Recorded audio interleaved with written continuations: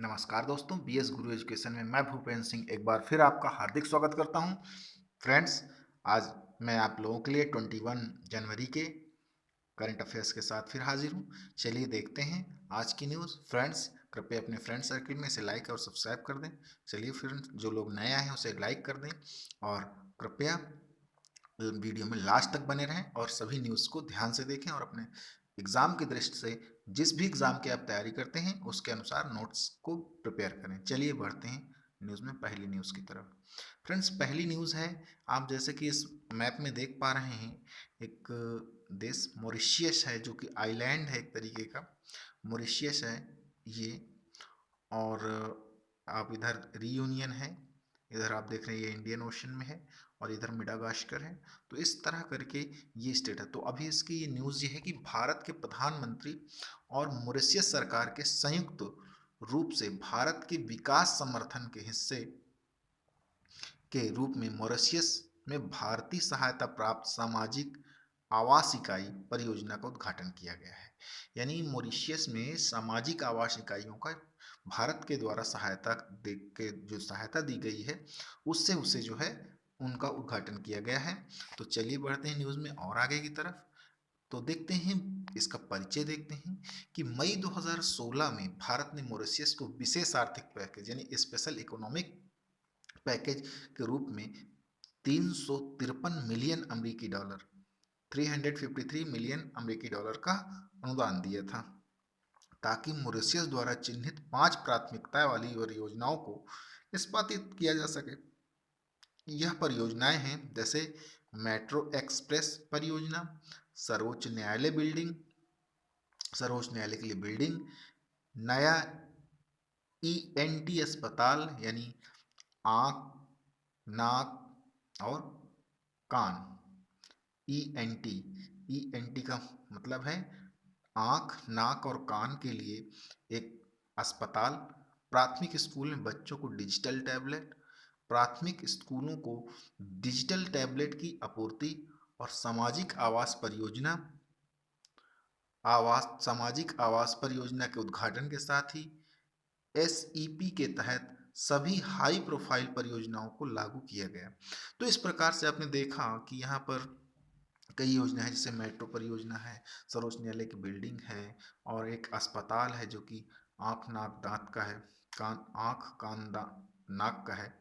तो इस प्रकार से इनके लिए भारत सरकार इनकी मदद कर रहा है मॉरिशस की।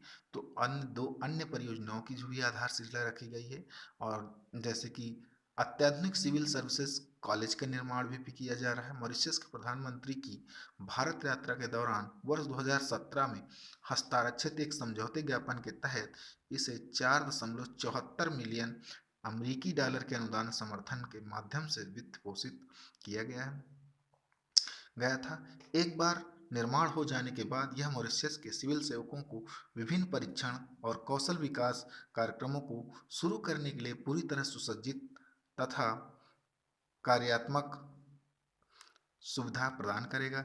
यह भारत के साथ संस्थागत संबंधों को और मजबूत करेगा। और बात करें, यदि भारत के प्रधानमंत्री ने राष्ट्र निर्माण में सिविल सर्विसेज परियोजना के महत्व को भी स्वीकार किया तथा मिशन कर्मयोगी, जैसे कि मैंने बताया, मिशन कर्मयोगी की सीख साझा करने की पेशकश भी की है। भारत में भी इसे मिशन कर्मयोगी को लागू किया गया था। फ्रेंड्स, तो बात करते हैं भारत और मॉरिशस संबंधों की, पुराने से हमारे संबंध कैसे रहे। वैसे तो फ्रेंड्स, अगर बात करें तो मॉरिशस में काफ़ी मात्रा में भारतीय प्रवासी हैं, क्योंकि एक समय था जो गिरमिटिया मजदूर के रूप में वहाँ गए हुए थे। तो चलिए बात करते हैं यहाँ के विषय में। तो भारत और मॉरिशस के बीच जो संबंध है वो 1730 से पहले के हैं, और राजनयिक संबंध 1948 में मॉरिशस के स्वतंत्र राज्य बनने के यानी 1968 से पहले स्थापित किए गए। भारत ने मॉरिशस को प्रवासी भारतीयों के नज़रिए से देखा। मैंने जैसे कि आप लोगों को बताया कि मॉरिशस में काफ़ी भारतीय लोग हैं जो पहले यहाँ से प्रवास करके या किसी कारणवश वहाँ पर गिरमिटिया मजदूर के रूप में ले गए थे।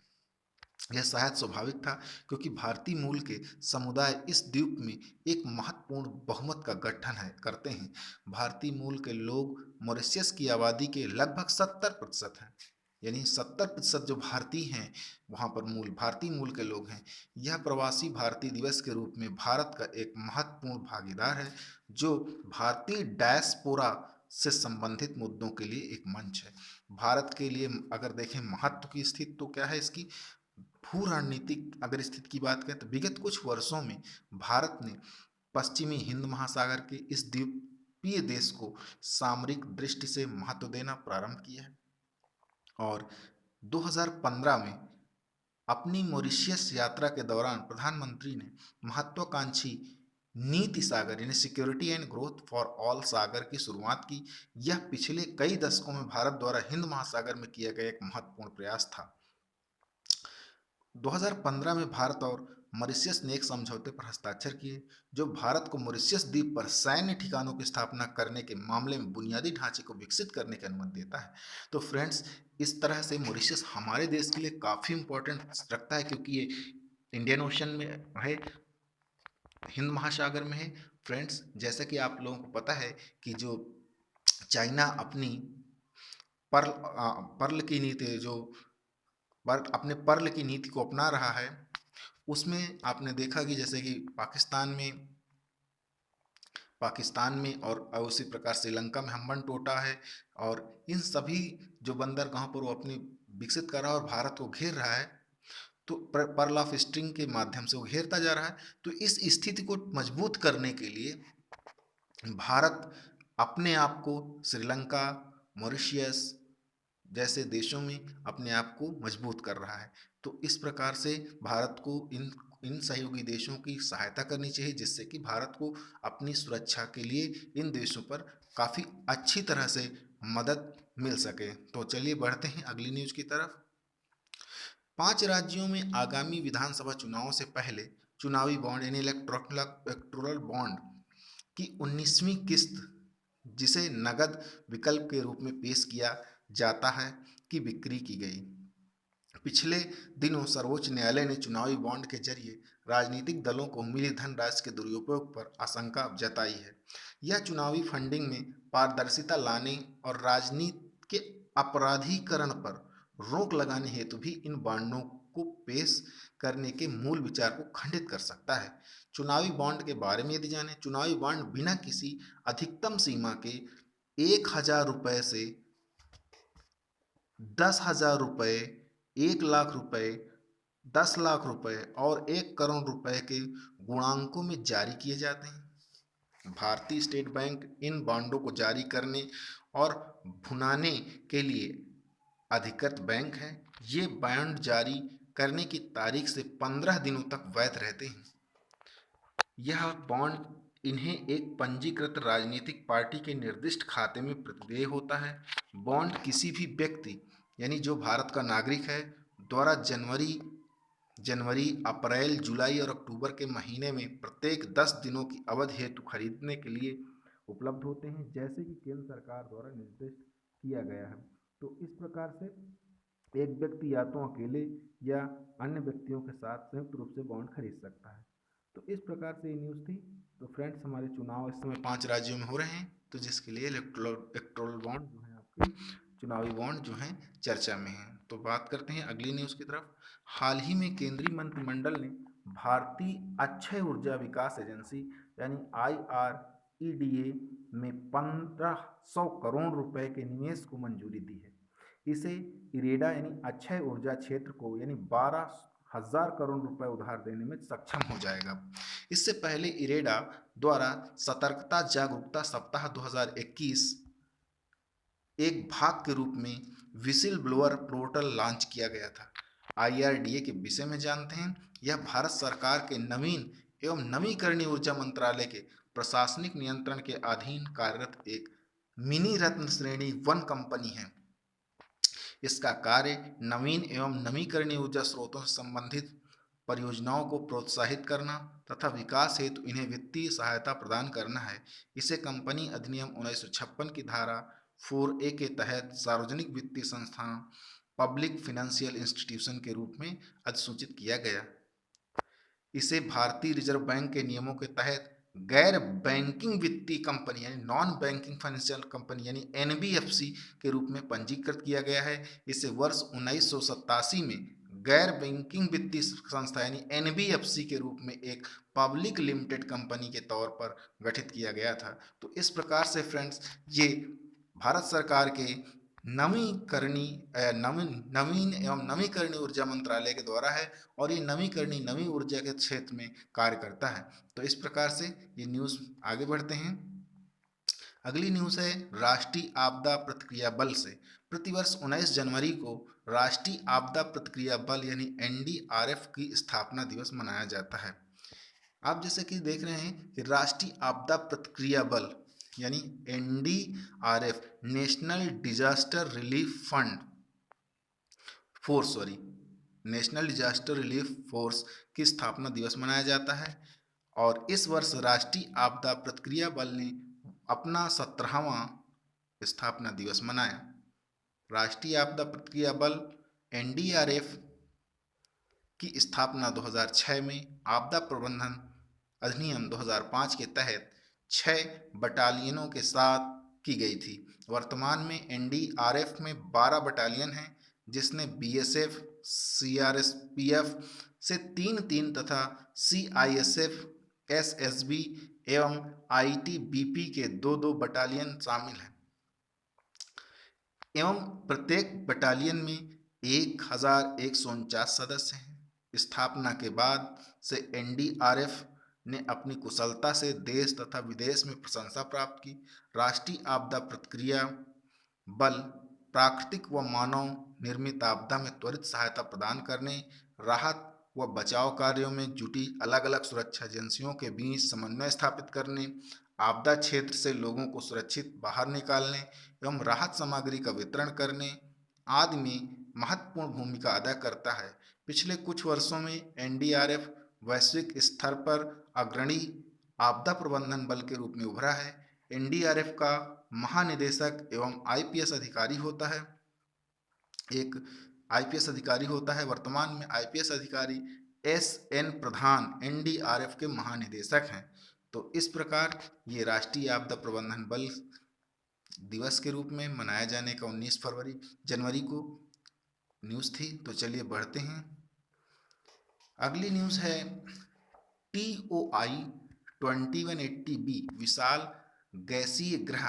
नासा के एक वैज्ञानिक ने पृथ्वी से लगभग 3079 प्रकाश वर्ष दूर स्थित यानी 379 प्रकाश वर्ष दूर एक विशाल गैसीय ग्रह की खोज की है, जो सूर्य के समान द्रव्यमान वाले एक तारे की परिक्रमा कर रहा है। बृहस्पति के आकार का यह विशाल ग्रह TOI 2180b गैसीय ग्रह खगोल विधि के लिए विशिष्ट है, क्योंकि हमारे सौर मंडल के बाहर मौजूद कई ज्ञात गैस ग्रहों की तुलना में इसका 261 दिन का एक वर्ष तुलनात्मक रूप से काफी लंबा है। TOI 2180b बृहस्पति ग्रह से लगभग 3 गुना अधिक विशाल है, लेकिन इसका व्यास बृहस्पति ग्रह के ही समान है। इसका अर्थ यह हुआ कि यह ग्रह बृहस्पति ग्रह से अधिक सघन है। गौरतलब है कि हमारे सौर मंडल में बृहस्पति ग्रह प्रति 12 साल में सूर्य की परिक्रमा करता है, और जबकि शनि सूर्य की परिक्रमा में 29 वर्ष लगाता है। लगभग 170 डिग्री फ़ारेनहाइट के औसत तापमान के साथ TOI 2180b बृहस्पति शनि ग्रह सहित हमारे सौर मंडल के बाहरी ग्रहों की तुलना में अधिक गर्म है। तो ये एक विशाल गैसीय ग्रह है। तो बढ़ते हैं अगली न्यूज़ की तरफ। बात करते हैं मणिपुर, मेघालय और त्रिपुरा के राज्य दिवस के विषय में। 21 जनवरी 2022 को मणिपुर, मेघालय, त्रिपुरा का राज्य दिवस मनाया गया। गौरतलब है कि 21 जनवरी 1972 को ये तीनों राज्य उत्तर पूर्वी क्षेत्र अधिनियम 1971 के तहत पूर्ण राज्य बने थे। भारत की आज़ादी से कुछ दिन पहले मणिपुर के महाराजा बोधचंद्र सिंह ने मणिपुर की आंतरिक स्वायत्तता को बनाए रखने के आश्वासन पर भारत सरकार के साथ इंस्ट्रूमेंट ऑफ एक्सेशन पर हस्ताक्षर किए थे और 15 नवंबर 1949 को भारतीय संघ में विलीन होने से पहले त्रिपुरा एक रियासत थी। त्रिपुरा रियासत के अंतिम राजा वीर विक्रम का भारत की आज़ादी से ठीक पहले 17 मई 1947 को निधन हो गया। इसके पश्चात रानी कंचन प्रभा ने त्रिपुरा रियासत के भारतीय संघ के साथ विलय में अहम भूमिका निभाई और वर्ष 1947 में गारो एवं खासी क्षेत्र के शासकों ने भारतीय संघ में प्रवेश किया और मेघालय भारत के उत्तरी पूर्वी क्षेत्र में स्थित एक छोटा पहाड़ी राज्य है जो 2 अप्रैल 1970 को असम राज्य के भीतर एक स्वायत्त राज्य के रूप में अस्तित्व में आया।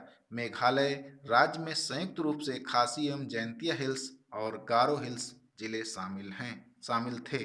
तो इस प्रकार से मणिपुर, मेघालय और त्रिपुरा राज्य को दिवस के रूप में 21 जनवरी को मनाया गया। तो इस प्रकार अगली न्यूज़ की तरफ बढ़ते हैं फ्रेंड्स। सानिया मिर्जा फ्रेंड्स जो है कि एक टेनिस खिलाड़ी हैं। भारतीय टेनिस खिलाड़ी सानिया मिर्जा ने हाल ही में संन्यास लेने की घोषणा कर दी है। सानिया मिर्जा के मुताबिक वर्ष 2022 के सीजन में वे अपना आखिरी मैच खेलेंगी। टेनिस खिलाड़ी के रूप में अपने असाधारण करियर में 35 वर्षीय सानिया मिर्जा ने 6 ग्रैंड स्लैम जीते हैं और महिला टेनिस संघ युगल रैंकिंग के शिखर तक पहुंची। सानिया मिर्जा महिला टेनिस संघ एकल रैंकिंग में 30 में पहुंचने वाली पहली भारतीय महिला हैं। इसके अलावा वह वर्ष 2005 में WTA एकल खिताब जीतने वाली पहली भारतीय बनी थी। तो इस प्रकार फ्रेंड्स आज के लिए इतना ही। Thanks for watching this video. Friends यदि वीडियो आपको अच्छा लगता है तो कृपया लाइक करें और सब्सक्राइब करें। Thanks for watching this video.